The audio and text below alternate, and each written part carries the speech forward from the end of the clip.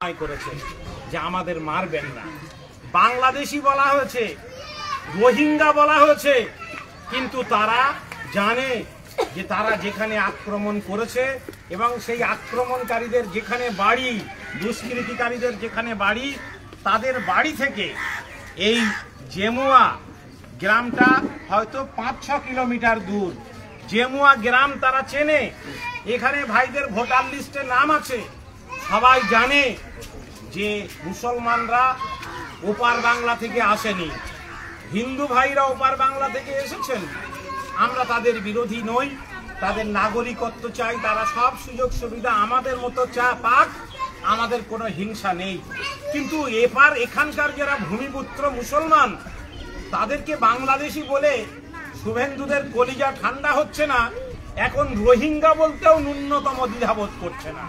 অথচ পুলিশ প্রশাসন এই নীরবতাই কিন্তু ওই দুষ্কৃতিকারীদের দুষ্কৃতিমূলক অপকর্ম করতে আরো বেশি দুঃসাহস দিচ্ছে।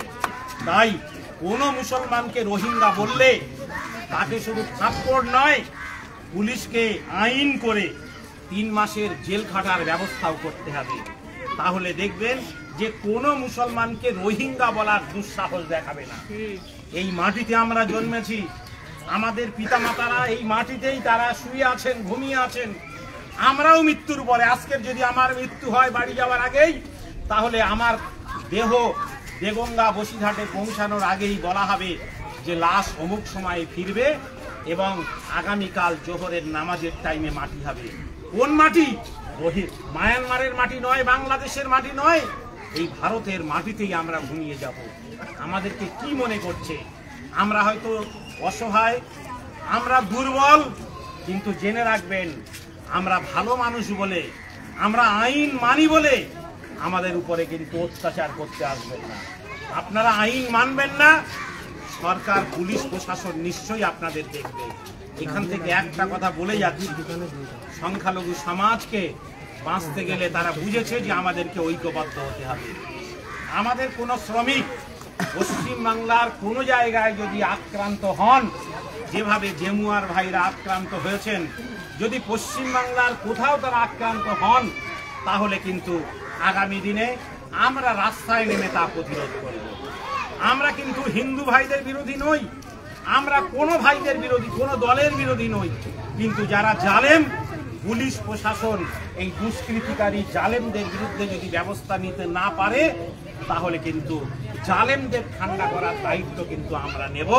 তখন কিন্তু কেউ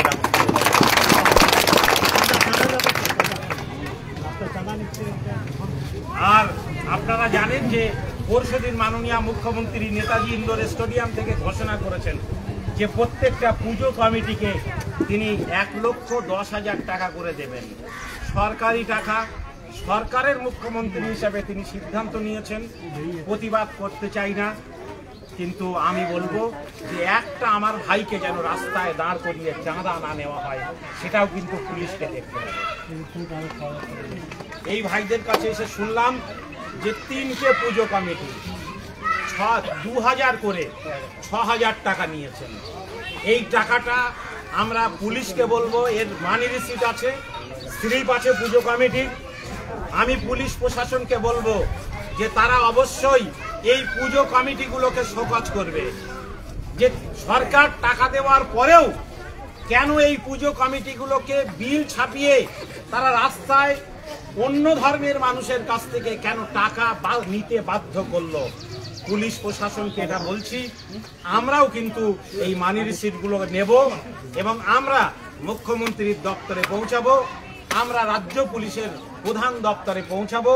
আমাদেরকে কিন্তু লিখিতভাবে জবাব প্রশাসনের পক্ষ থেকে আসতে হবে, আমরা চাই, এবং সেই জবাবের কপি কিন্তু আমরা এই ভাইদের কাছেও দেব।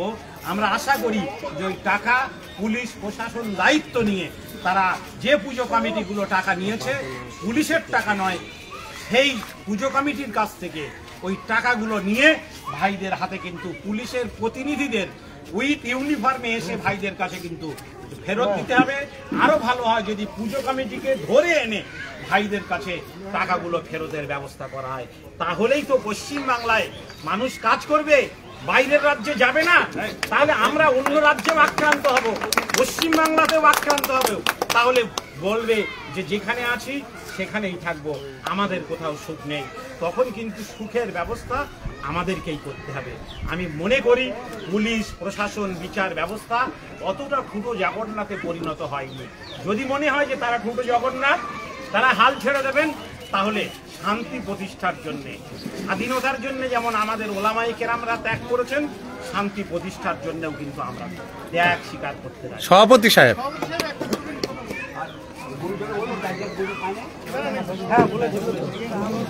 এতক্ষণ পর্যন্ত আপনারা আমাদের সারা বাংলা সংখ্যালঘু যুব ফেডারেশনের সাধারণ সম্পাদক মৌলানা কামরুজ্জামান সাহেবের কাছ থেকে শুনলেন, এবং একাধারে তিনি অল ইন্ডিয়া মুসলিম পার্সোনাল ল বোর্ডের একজন সম্মানীয় সদস্য।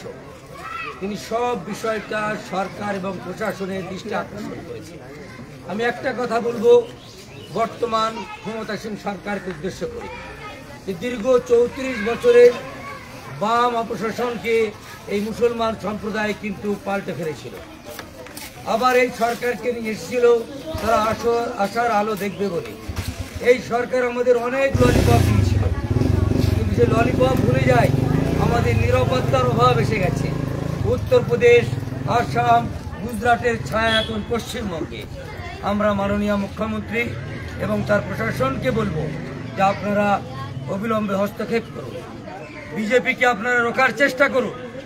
আর যদি আপনারা প্রতিরোধ না করতে পারেন, তাহলে আমি আমার সারা বাংলার মুসলমানকে এই মেসেজ দেব যে বামপন্থায় ক্ষমতায় আসার জন্য, তৃণমূলকে ক্ষমতায় আনার জন্য নিজের স্ত্রীকে বিধবা করেছেন, ভাইকে ছেড়েছেন, বুথ দখল করেছেন, হাজার হাজার লাশ আপনাদের বাড়ি থেকে বার হয়েছে, জেলখানায় আপনারা ছিলেন। আবার নিজের জাতিকে উদ্ধার করার জন্য নিজেদের সেই শক্তি প্রয়োগ করুন, তাহলে দেখবেন নরেন্দ্র মোদী, অমিত শাহ এবং সুমিত্র অনুচররা এখান থেকে পালাতে বাধ্য হবে। আবার আমরা নতুন করে এখানে বাঁচার সেই সুযোগ পাবো। ফলে আপনারা ভয় পাবেন না, মারের বদলে মারের ব্যবস্থা করবেন, পাল্টা জবাব দেবেন, তাহলে দেখবেন এই শয়তানগুলো আবার পালিয়ে যাবে। আমরা সেই সিংহ শার্দুলের জাত, যারা স্বাধীনতার সময় রক্ত দিয়েছি, ফাঁসির মঞ্চে ঝুলেছি, আজও এই সমস্ত রাজনৈতিক দলদের ক্ষমতায় আনার জন্য মুসলমানদের রক্ত, তাদের ক্ষমতা, তাদের সবকিছুর পরিবর্তে তারা নিয়ে আসে। আর একটা দল তারা ঠান্ডা ঘরে বসে ভোগ করছে, আর মুসলমানরা অত্যাচারী করছে। ফলে নিজেদের অধিকার নিজেদের আদায় করে নিতে হবে। ঐক্যবদ্ধ হন, সংঘবদ্ধ হন, সেকুলার হিন্দু ভাইদেরকেও সাথে নেন। দেখবেন এই যারা সাম্প্রদায়িক শক্তি RSS, তারা এই বাংলার মাটি ছেড়ে তারা পালাতে বাধ্য হবে। সকলকে ধন্যবাদ। সমস্যায় পড়লে আমাদের সাথে যোগাযোগ করবেন, আমরা আপনাদের পাশে আছি, সব রকম ভাবে পাশে আছি।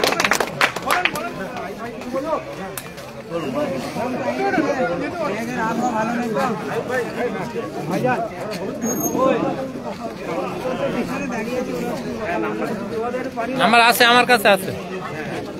সংখ্যালঘু যুব ফেডারেশনের পক্ষ থেকে এখানে অত্যাচারিত যে ভাইরা আছেন তাদেরকে আমরা আশ্বস্ত করতে এসেছি।